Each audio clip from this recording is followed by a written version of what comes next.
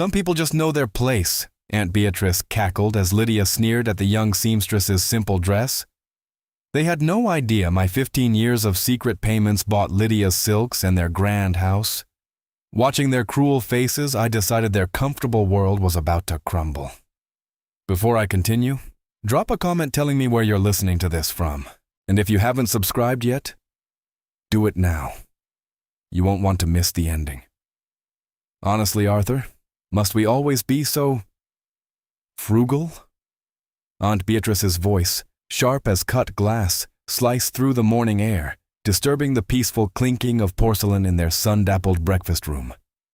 The room itself, with its tall sash windows overlooking a perfectly manicured rose garden, spoke of quiet prosperity. A silver tea service gleamed on the damask tablecloth, and a vase of fresh-cut lilies perfumed the air.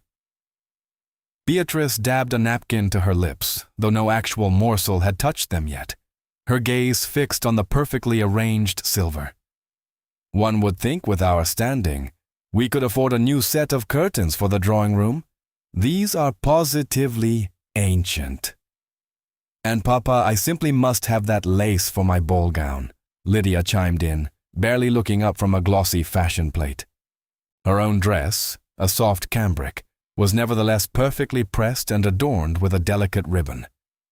Lady Harrington's daughter will be wearing French silk, and I can't possibly appear in anything less than exquisite. She sighed dramatically, as if bearing the weight of the world's fashion dilemmas, her delicate fingers tracing a pattern on the polished wood. Uncle Arthur, seated at the head of the polished mahogany table, cleared his throat, a nervous habit that did little to command attention.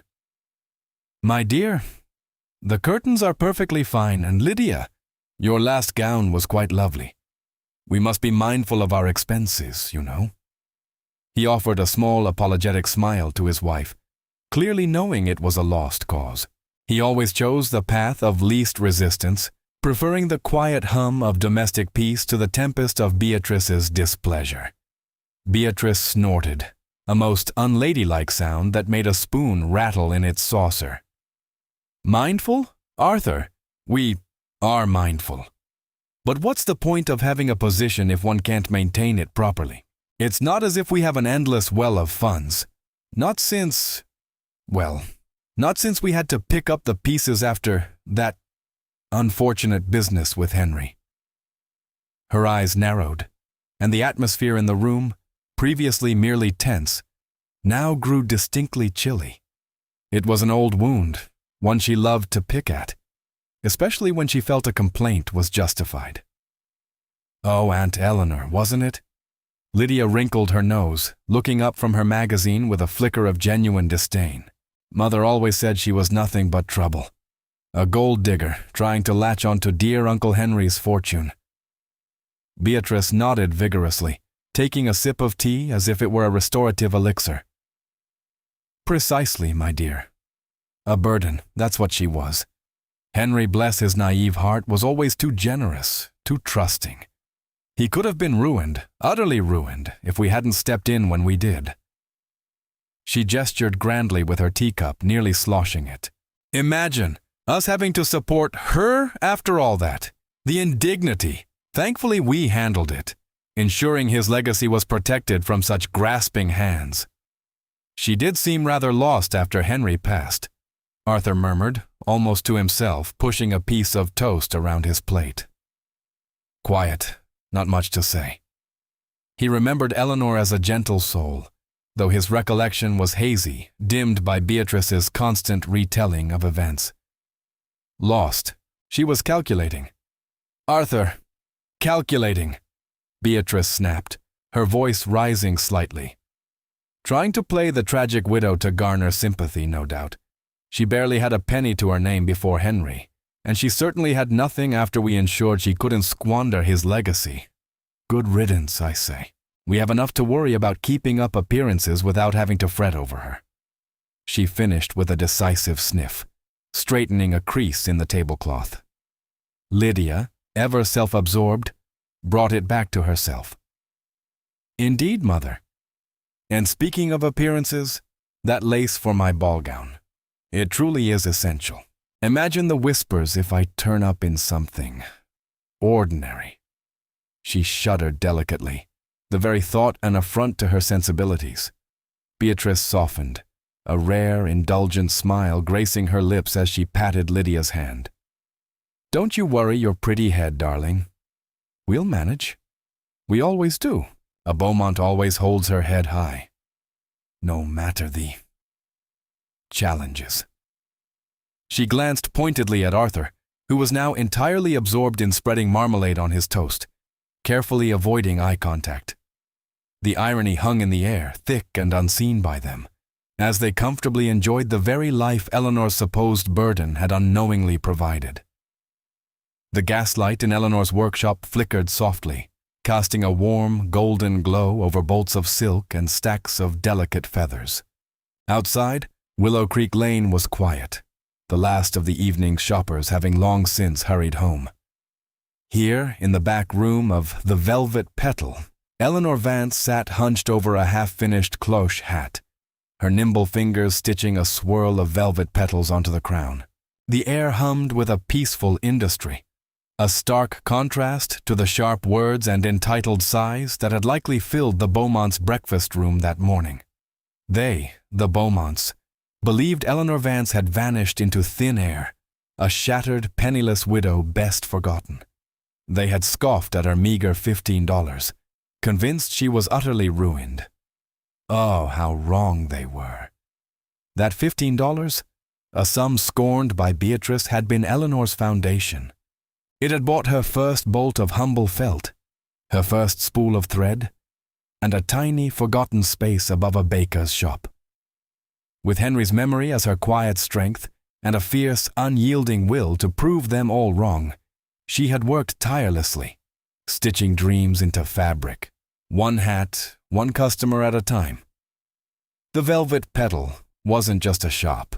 It was her triumph, a beautiful, blooming secret. Each hat was a piece of her heart, a testament to her quiet determination.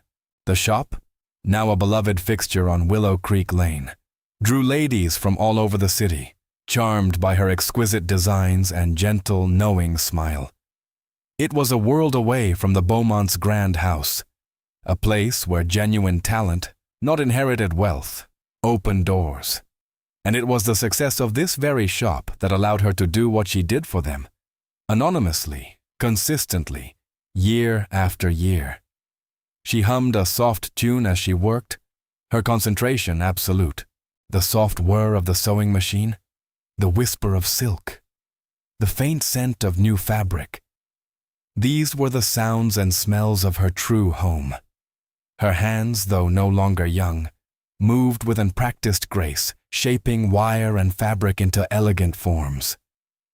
She often wondered if the Beaumonts ever considered where their comfortable life truly came from. Did they ever pause to question how their accounts always seemed to stretch? How Lydia's endless parade of new dresses, or the upkeep of their modest home, always seemed to be covered? Of course not. They simply assumed it was their due, a natural flow of fortune. For 15 years, through her trusted lawyer, Mr. Silas Croft, a steady stream of funds had quietly flowed into their accounts. Not enough to make them extravagant, but certainly enough to keep them from ever truly feeling the pinch of their own supposed frugality. It was a strange sort of generosity, born of duty to Henry, a deep-seated desire to see his family avoid true hardship, but also a quiet, burning indignation. She had wanted to watch, to see if prosperity, even anonymously given, might soften their sharp edges, might cultivate a seed of gratitude. So far, all she had seen was an ever-deepening entitlement, a smug certainty that the world owed them everything. A tiny, delicate feather, the final flourish, was placed just so. Eleanor held up the finished hat, turning it gently in the gaslight. It was beautiful, a testament to resilience and quiet strength, just like her own life. She sighed, a mix of satisfaction and a touch of melancholy. The Beaumonts, in their comfortable ignorance, had no idea the hand that fed them was the very one they had so cruelly cast aside. And tonight, as she carefully packed the hat away, a new thought began to settle in her mind, a quiet resolve hardening her gentle features. Perhaps it was time for them to truly feel what it was like to be frugal. Perhaps it was time for the secret to end. "We simply must discuss this, Arthur," Aunt Beatrice declared, tapping a manicured finger against her teacup. It was afternoon tea in the drawing room, a time usually reserved for gossip and light-hearted chatter. But today, Beatrice's expression was unusually severe. "These expenses are quite frankly becoming alarming." She glanced pointedly at a stack of bills on the side table, though she had no intention of actually reviewing them herself. Uncle Arthur, hunched over his own cup, merely grunted, a sound that spoke volumes of his weariness. "My dear, I've tried to explain. Our income, while steady, is not limitless. Lydia's dressmaker alone, and the new carriage, we must curb our spending somewhere." Lydia, perched elegantly on a chaise lounge, her latest fashion magazine open on her lap, looked up with an indignant sniff. "Curb our spending, Papa? And appear impoverished? What would Lady Harrington say if I didn't have a new ensemble for the races? It's simply unthinkable." She tossed her head, a cascade of carefully arranged curls bouncing. "One must maintain one's station." Beatrice nodded in agreement. "Precisely, Lydia. We cannot simply disappear from society. Our position demands certain amenities." "No, Arthur. The problem isn't our spending. It's our lack of foresight in other matters. It reminds me rather unpleasantly of that entire tiresome business with Henry's widow, Eleanor." She shuddered delicately, as if conjuring a ghost. Arthur's shoulders slumped. "Eleanor? But Beatrice? She's been gone for years. We haven't heard a peep." "And a good thing too, I say," Beatrice retorted, her voice rising slightly.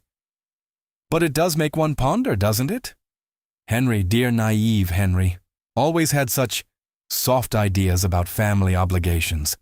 I distinctly recall him once mentioning a notion of setting aside a small sum for her, just in case, should she ever fall on truly hard times. She made hard times sound like a social faux pas. Of course, we swiftly put a stop to that. We ensured his legacy was protected from her grasping hands." Lydia giggled, covering her mouth with her hand. "Oh, Mother, you always say she was such a conniver, trying to get her hands on Uncle Henry's money." "She was, my dear, she was, and we were quite right to act decisively," Beatrice said, puffing out her chest slightly.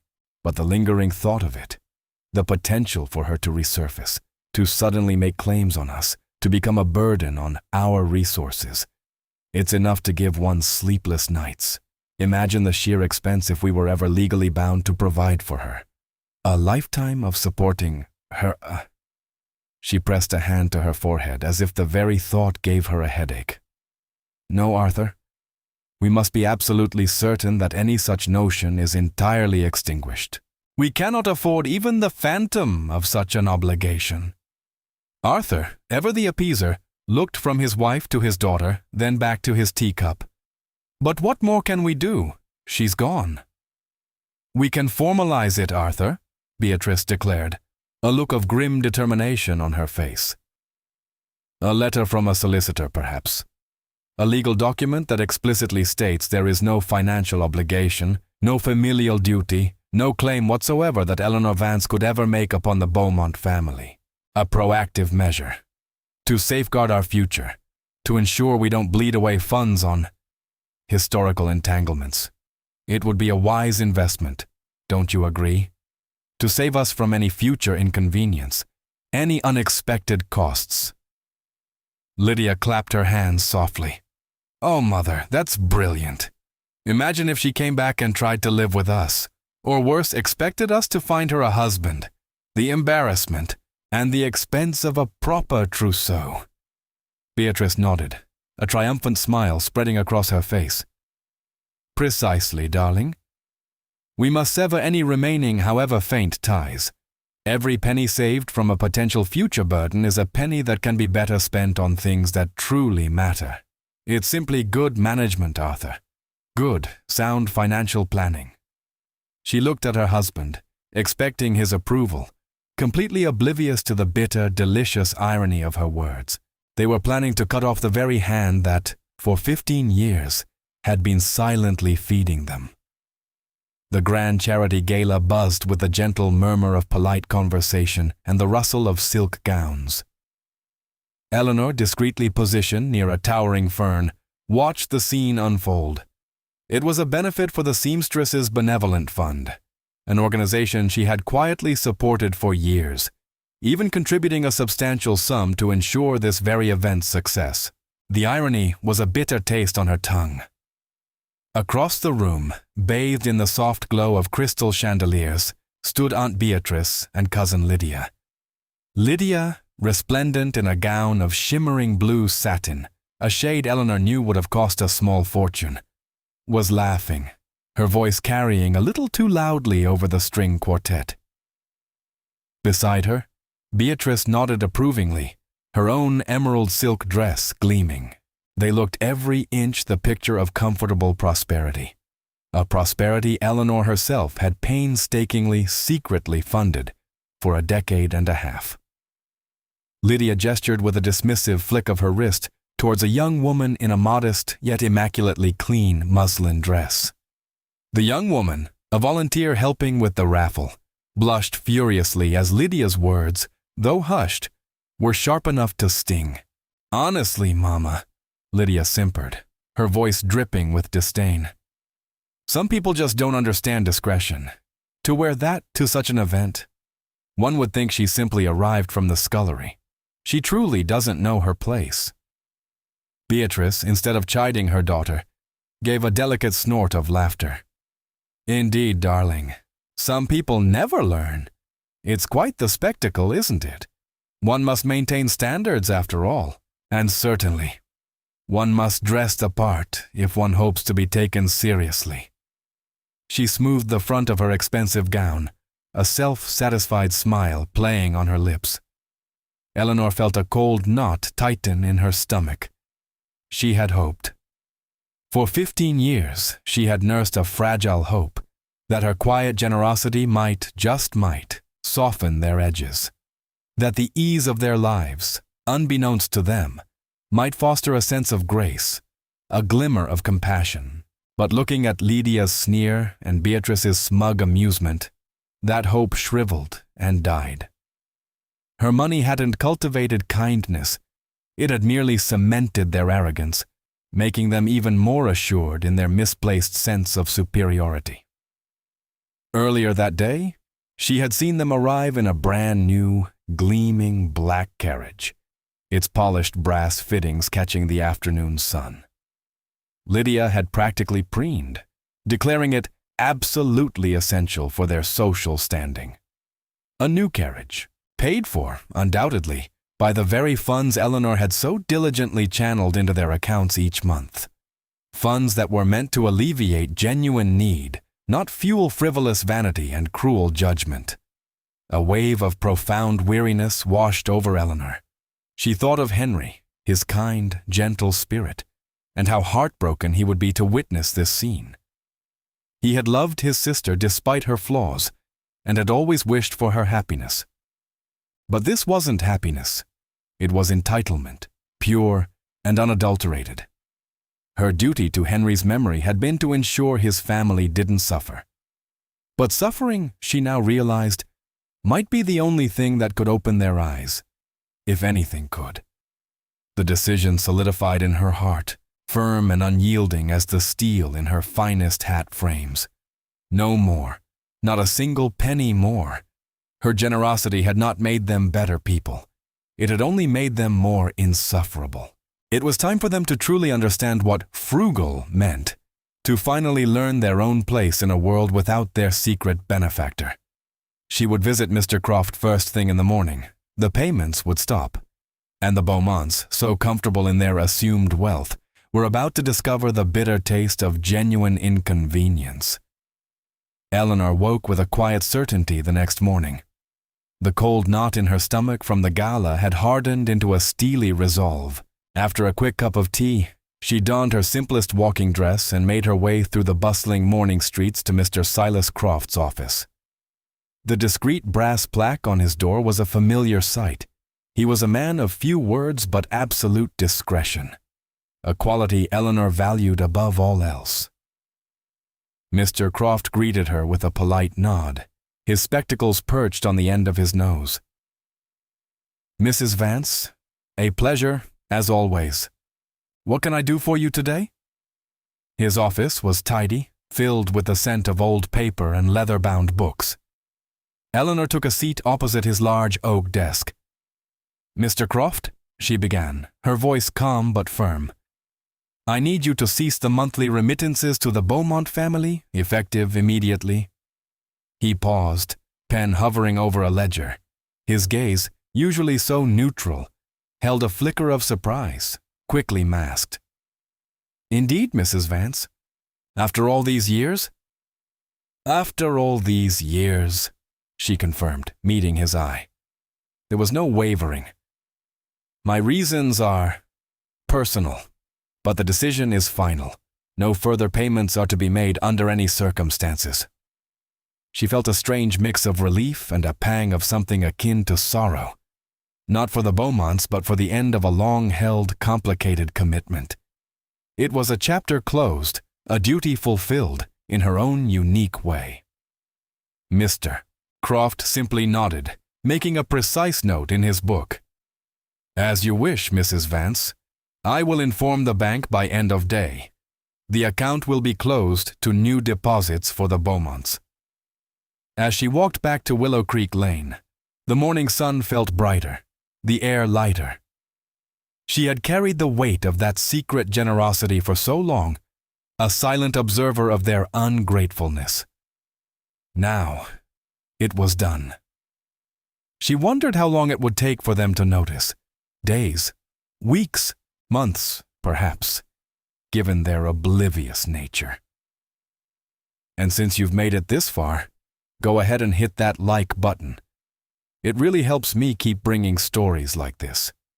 She imagined Aunt Beatrice's face when the first bill went unpaid, when Lydia's new gown was delayed. The thought was not malicious, but rather a quiet satisfaction. It wasn't about revenge, not truly. It was about balance. Life at the Velvet Petal continued its gentle, industrious pace. Eleanor threw herself into her work, designing a new line of spring bonnets, each one a riot of color and joyous spirit. But a part of her remained subtly attuned to the wider world, listening for whispers, watching for signs. She knew the Beaumonts frequented certain shops, certain social gatherings. She heard snippets from her customers, polite society's gentle murmurings. Initially, nothing changed. Lydia still ordered her elaborate silks. Beatrice still hosted her afternoon teas, albeit with a fresh wave of complaints about the rising cost of everything. The new carriage still gleamed. They were still riding on the momentum of Eleanor's last payment and their own dwindling reserves. They hadn't felt the pinch yet, too insulated by their long-held comfort, too accustomed to their finances simply working out. Eleanor, however, began to see the very first, almost imperceptible cracks. A customer mentioned seeing Lydia at the dressmaker's, looking rather put out, something about a delay in fabric. Another spoke of Arthur Beaumont looking quite pale at the club, nursing a single, watered-down sherry. Small things, easily dismissed by others. But to Eleanor, they were tiny tremors before an earthquake. She knew the specific timing of her withdrawal. She knew that the next round of significant bills, the ones that covered the true cost of their lifestyle, would soon arrive, and when they did, there would be no secret wellspring to cover them. The comfortable world the Beaumonts inhabited, built on a foundation they never saw, was about to shift beneath their feet. The insistent knocking shattered the genteel quiet of the afternoon. Aunt Beatrice, arranging a bowl of fresh hydrangeas in the drawing room, frowned, annoyed at the disturbance. "Who on earth could that be, Arthur?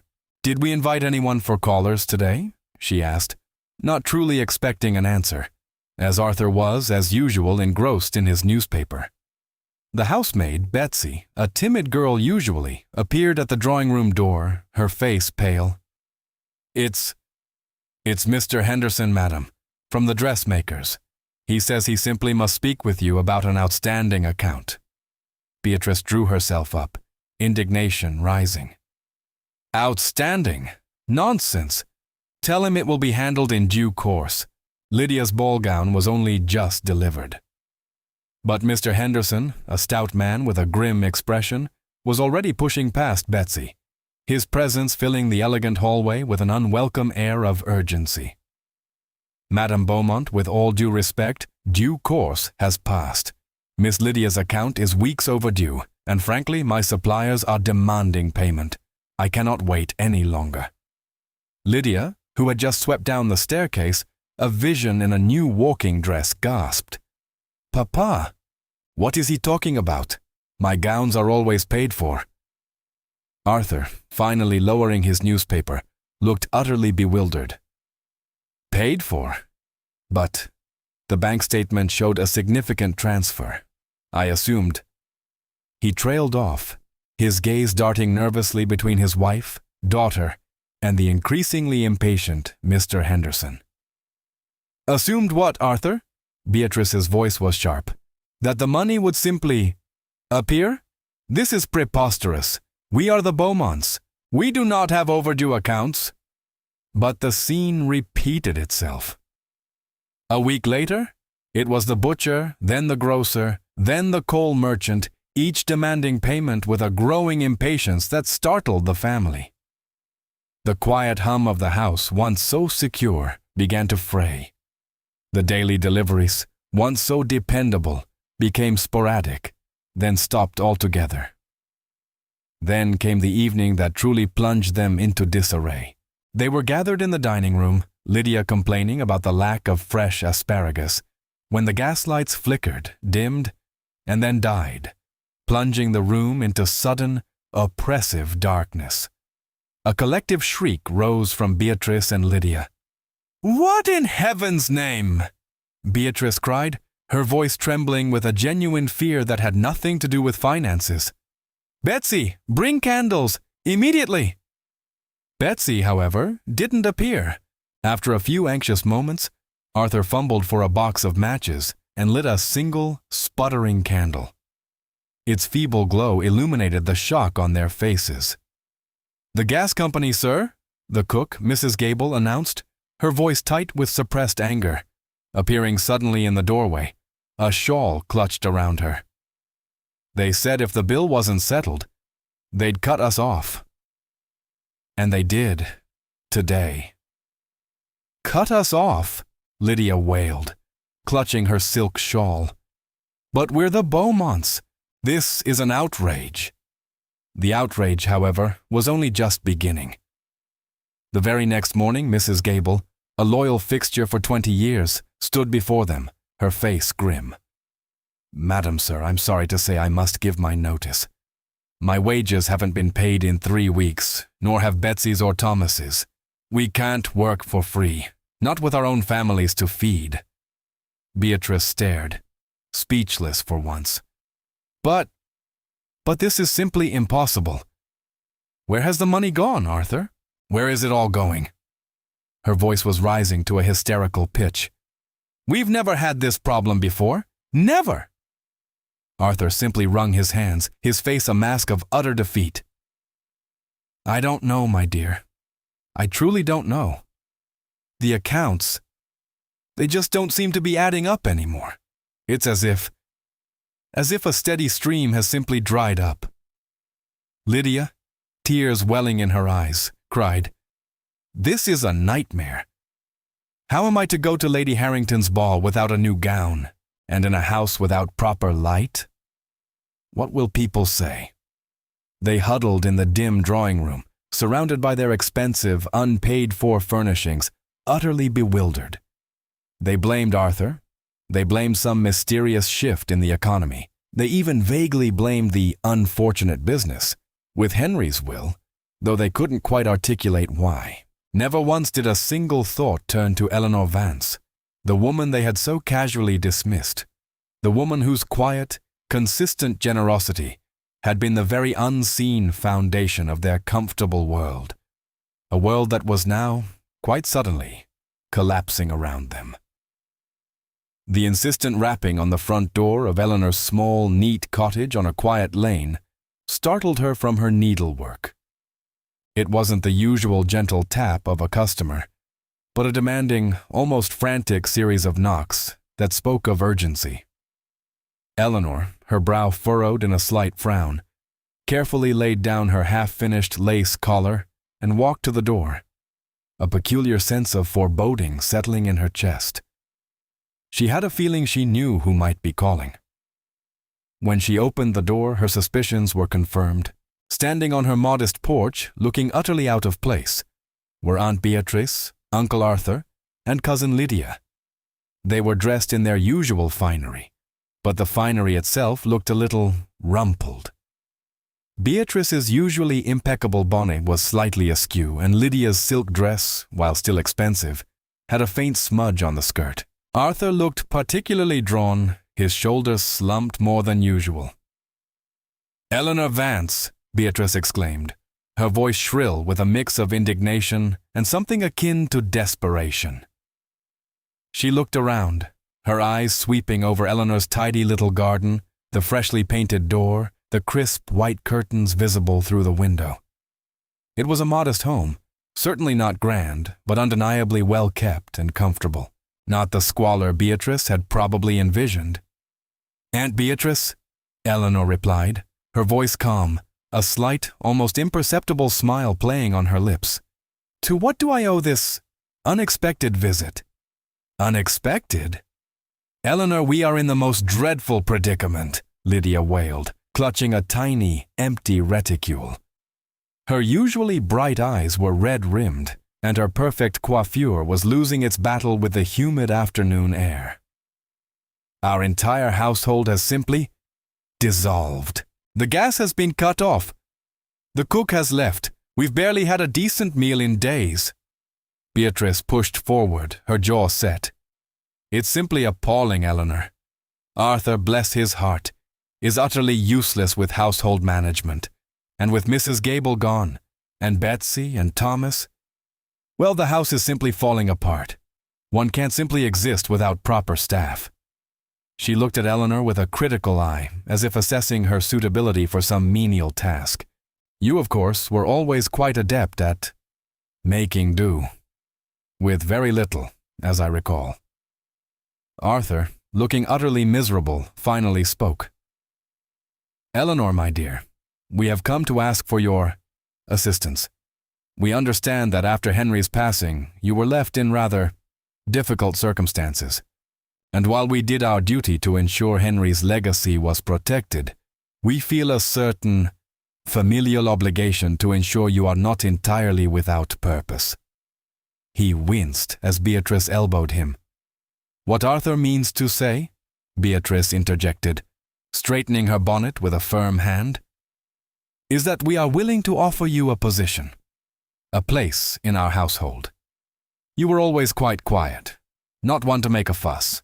You could assist with the management of the remaining staff, oversee the daily running of things until we stabilize our affairs. It would be a mutually beneficial arrangement, you see. A roof over your head, and a chance for you to be useful." She spoke as if offering Eleanor the moon, rather than a demanding, unpaid or poorly paid position in a chaotic household. Lydia nodded vigorously. "Yes, you could even help me sort through my linens, and perhaps mend a few things. You always had such neat stitches, I remember. It would be quite a help, Eleanor. We are, after all, family. And family helps family, even when one is not quite of the same standing." She finished with a small, self-satisfied sniff, completely oblivious to the insult in her words. Eleanor listened patiently, her expression unreadable.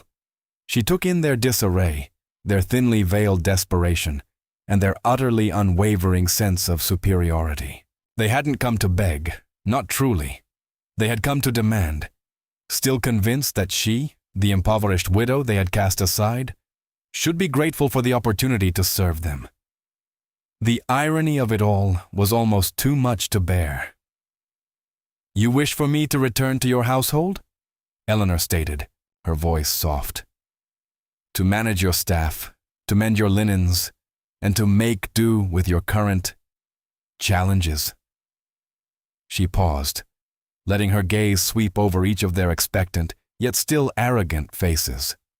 "And you believe this would be a mutually beneficial arrangement?" A tiny, knowing spark flickered in her eyes. The game, it seemed, had finally begun. The insistent rapping on the front door of Eleanor's small, neat cottage on a quiet lane startled her from her needlework. It wasn't the usual gentle tap of a customer, but a demanding, almost frantic series of knocks that spoke of urgency.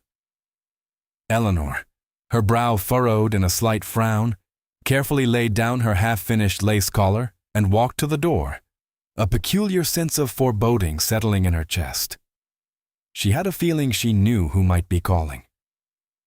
When she opened the door, her suspicions were confirmed. Standing on her modest porch, looking utterly out of place, were Aunt Beatrice, Uncle Arthur, and Cousin Lydia. They were dressed in their usual finery, but the finery itself looked a little rumpled. Beatrice's usually impeccable bonnet was slightly askew, and Lydia's silk dress, while still expensive, had a faint smudge on the skirt. Arthur looked particularly drawn. His shoulders slumped more than usual. "Eleanor Vance!" Beatrice exclaimed, her voice shrill with a mix of indignation and something akin to desperation. She looked around, her eyes sweeping over Eleanor's tidy little garden, the freshly painted door, the crisp white curtains visible through the window. It was a modest home, certainly not grand, but undeniably well kept and comfortable, not the squalor Beatrice had probably envisioned. "Aunt Beatrice," Eleanor replied, her voice calm, a slight, almost imperceptible smile playing on her lips. "To what do I owe this unexpected visit?" "Unexpected? Eleanor, we are in the most dreadful predicament," Lydia wailed, clutching a tiny, empty reticule. Her usually bright eyes were red-rimmed, and her perfect coiffure was losing its battle with the humid afternoon air. "Our entire household has simply dissolved. The gas has been cut off. The cook has left. We've barely had a decent meal in days." Beatrice pushed forward, her jaw set. "It's simply appalling, Eleanor. Arthur, bless his heart, is utterly useless with household management. And with Mrs. Gable gone, and Betsy and Thomas, well, the house is simply falling apart. One can't simply exist without proper staff." She looked at Eleanor with a critical eye, as if assessing her suitability for some menial task. "You, of course, were always quite adept at making do. With very little, as I recall." Arthur, looking utterly miserable, finally spoke. "Eleanor, my dear, we have come to ask for your assistance. We understand that after Henry's passing, you were left in rather difficult circumstances. And while we did our duty to ensure Henry's legacy was protected, we feel a certain familial obligation to ensure you are not entirely without purpose." He winced as Beatrice elbowed him. "What Arthur means to say," Beatrice interjected, straightening her bonnet with a firm hand, "is that we are willing to offer you a position, a place in our household. You were always quite quiet, not one to make a fuss. You could assist with the management of the remaining staff, oversee the daily running of things until we stabilize our affairs. It would be a mutually beneficial arrangement, you see. A roof over your head, and a chance for you to be useful." She spoke as if offering Eleanor the moon rather than a demanding, unpaid, or poorly paid position in a chaotic household. Lydia nodded vigorously.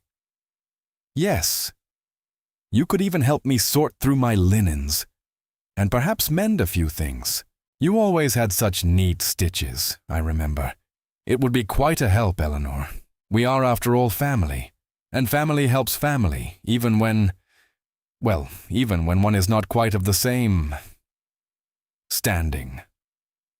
She finished with a small, self-satisfied sniff, completely oblivious to the insult in her words. Eleanor listened patiently, her expression unreadable.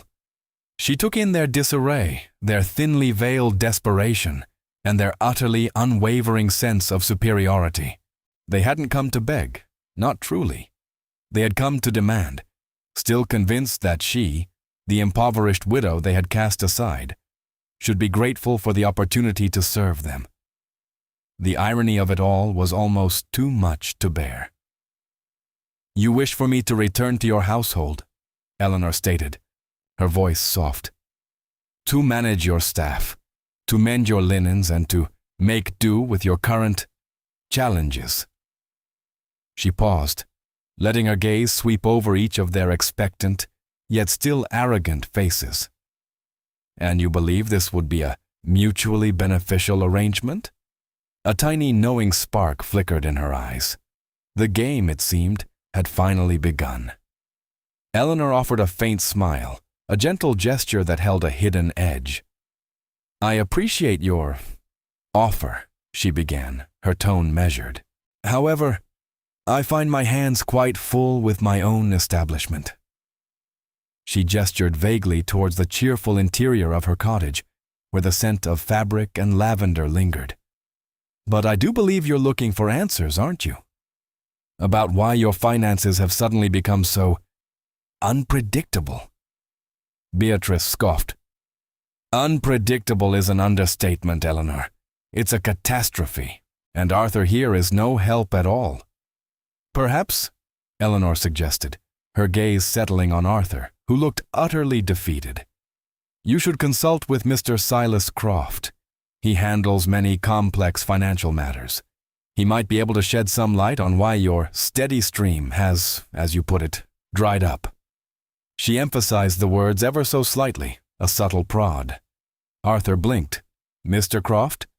But he only handles Henry's old affairs, and that unpleasant business with you." He flushed slightly. "Exactly," Eleanor said simply, her smile unwavering. "He knows the history. He knows the intricacies. I am quite certain he can explain everything." She left them with that, a polite but firm dismissal, closing her door gently as they stood there, bewildered but clutching at the straw she had offered. Desperation, as Eleanor knew, was a powerful motivator. A few days later, a very disheveled Beaumont trio found themselves once again in Mr. Croft's quiet office. Arthur, looking paler than usual, sat opposite the solicitor's desk, while Beatrice perched stiffly beside him, clutching her handbag. Lydia slumped in a nearby armchair, still mourning her cut-off dressmaker's account. "Mr. Croft," Arthur began, his voice barely a whisper, "we are in a most difficult situation. Our finances have collapsed. We can't understand it. For years there was always enough. More than enough, even. But now, everything has simply vanished." Beatrice huffed. "It's simply scandalous. We believe there must be some error, some oversight. Surely there were some lingering funds from Henry's estate, some investments we simply overlooked." She fixed Mr. Croft with a demanding stare, convinced he held the key to a forgotten treasure chest. Mr. Croft, ever composed, adjusted his spectacles. He looked from Beatrice's indignant face to Arthur's worried one, and finally to Lydia's sulking profile. He cleared his throat. "Madam, sir, there seems to be a fundamental misunderstanding regarding the source of your long-term financial stability." Beatrice waved a dismissive hand. "Nonsense! We've always managed, through prudent investments and careful stewardship of what was rightfully ours." Mr. Croft opened a ledger, its pages filled with neat, precise entries. "For the past 15 years, Madam, sir. A sum of $250 was deposited into your family's account each month, consistently, without fail. Arthur frowned. $250? A month? But that's quite a substantial sum. Where did it come from? We never saw that explicitly in any of our investment returns. Mr. Croft closed the ledger with a soft thud, his gaze direct and unwavering. No, sir, you wouldn't have. It wasn't from your investments. It wasn't from any overlooked legacy of your late brother, Henry. Those funds, the very foundation of your comfortable lifestyle for a decade and a half, were sent to you anonymously. He paused, letting the words hang in the air, allowing their full weight to settle. Beatrice laughed, a brittle, disbelieving sound. Anonymous? Who on earth would send us money? We don't need charity. Indeed, madam, Mr. Croft continued, his voice calm. Not charity, perhaps, but certainly consistent support. And the individual who arranged these payments, who ensured your comfort and security for all these years, was none other than Mrs. Eleanor Vance. The words hit them like a physical blow. Arthur gasped, his mouth falling open. Beatrice's face, already pale, drained of all color, leaving her looking utterly ghastly. Lydia, who had been idly picking at a loose thread on her dress, froze, her eyes wide with dawning horror. Eleanor? Arthur whispered, his voice choked with disbelief. But she had nothing. You all said she was penniless. She started with very little, sir, Mr. Croft confirmed, his voice devoid of judgment, merely stating fact. But she built a successful enterprise, and for 15 years she sent you that money. Until recently, that is. The payments, as of last month, have ceased. He looked at their stunned, horrified faces, the silence in the office thick with the crushing weight of their newfound, humiliating truth. The bell above the door of the Velvet Petal tinkled, a sound usually associated with cheerful customers and the rustle of lovely new fabrics. Today, however, it heralded a very different kind of visitor. Aunt Beatrice, Uncle Arthur, and Cousin Lydia stood hesitantly just inside, looking like three lost ships adrift in a sea of silks and ribbons. Their clothes, though still expensive, seemed to sag a little, their faces drawn and pale.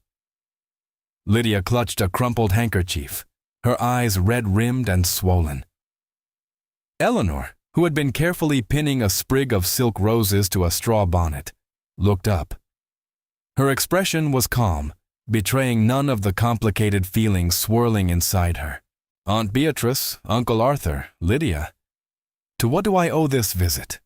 Her voice was gentle, but there was an underlying strength that hadn't been there years ago. Beatrice wrung her hands. Eleanor, my dear, we've just come from Mr. Croft's office.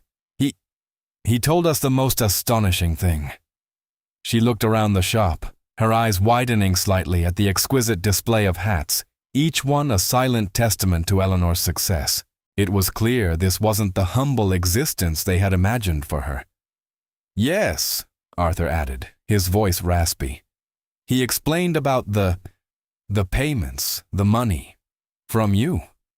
He finally met Eleanor's gaze, a flicker of genuine shame in his eyes. We had no idea, Eleanor. We truly didn't. Lydia burst into fresh tears. Oh, Eleanor, it's been dreadful. The gas is still off, and Papa can't even afford a decent joint of beef. I haven't had a new dress in weeks, and Lady Harrington's ball is next month. What am I to do? Her pleas were still laced with self-pity, rather than true remorse. Beatrice, ever the pragmatist, swallowed hard. Eleanor, we understand now, and we are deeply surprised. We truly thought you were, well, without means. She still couldn't quite bring herself to apologize properly, but now that we know, now that we understand the source of our recent difficulties, we implore you, please, can you not simply Resume the payments? Just for a little while? Until Arthur can get our affairs in order? Eleanor set down her pincushion, her movements deliberate. She folded her hands in front of her gaze steady.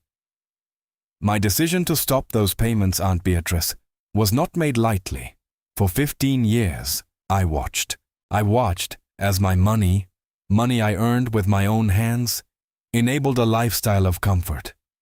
I had hoped it might foster a sense of gratitude, a little grace perhaps, but what I saw was quite the opposite. She paused, letting her words sink in. I saw vanity. I heard cruel words about those less fortunate, words spoken by Lydia at a charity event I myself helped fund. I saw you purchase an extravagant new carriage while complaining about your modest circumstances, utterly oblivious to the true source of your comfort. You called me a gold digger, a burden, and took great pride in ensuring I would never squander Henry's legacy, while unknowingly living off my own hard-won earnings. Lydia sniffed. But Eleanor, we didn't know it was your money. If we had, we would have been, well, perhaps a little more careful. The excuse hung in the air, hollow and transparent. That, Eleanor replied, her voice firm, is precisely the point.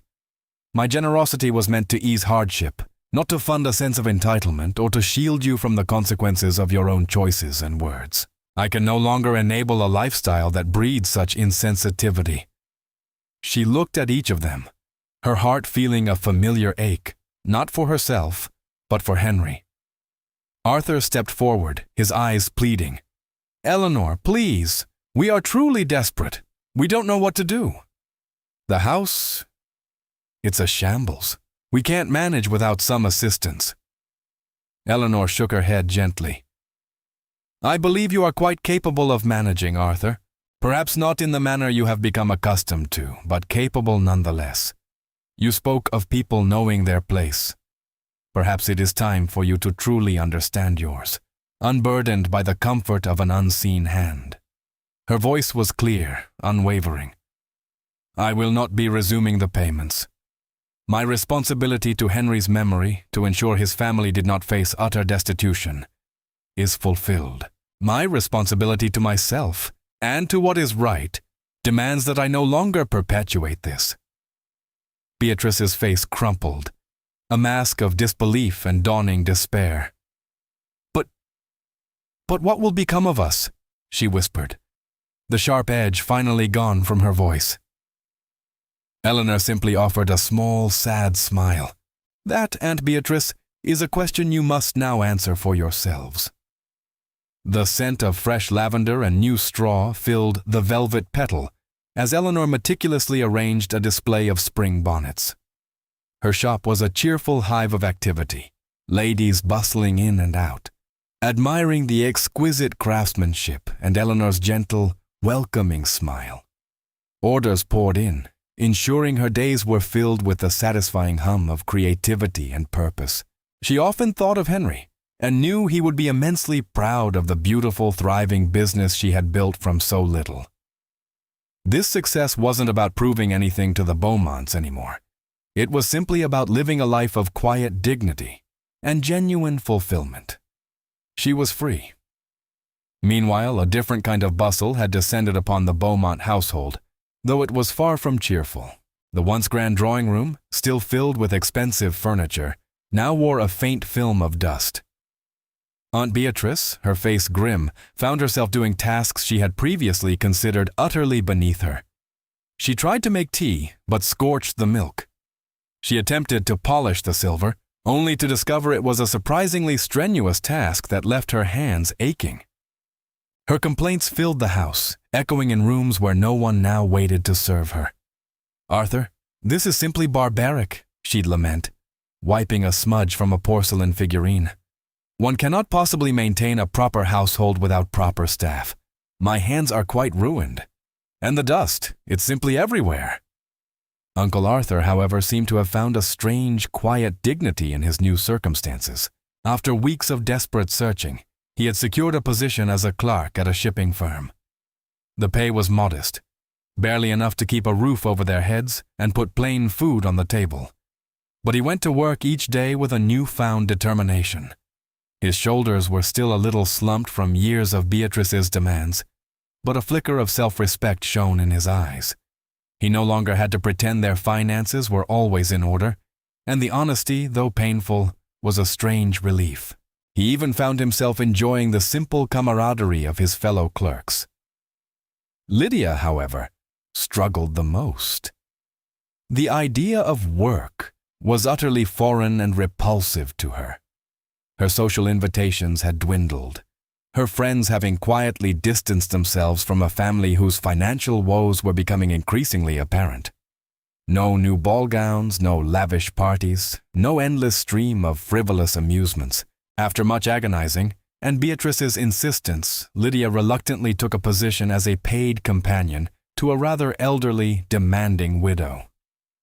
She spent her days reading aloud, fetching slippers, and listening to endless stories of bygone eras. It was tedious, demeaning, and utterly exhausting. Her delicate hands, once only accustomed to turning pages of fashion magazines, now ached from pouring tea and arranging flowers. She still dreamed of a rich husband, but the reality of her daily life was a harsh, unforgiving teacher. She often caught glimpses of her reflection, seeing the faint shadows under her eyes, the slightly less polished look, and a wave of despair would wash over her. One sunny afternoon, as Eleanor walked past a small, unassuming tea shop, she saw Beatrice through the window, painstakingly wiping down a table. Beatrice had clearly taken a part-time job there, a desperate measure to supplement Arthur's meager income. Her movements were stiff and awkward, and her expression was one of profound resignation. She still looked out of place, her fine clothes a little too grand for the setting. But she was working. For the first time in her life, she was earning her own way. Eleanor paused, a quiet breath escaping her lips. There was no triumph in her heart, only a profound sense of closure.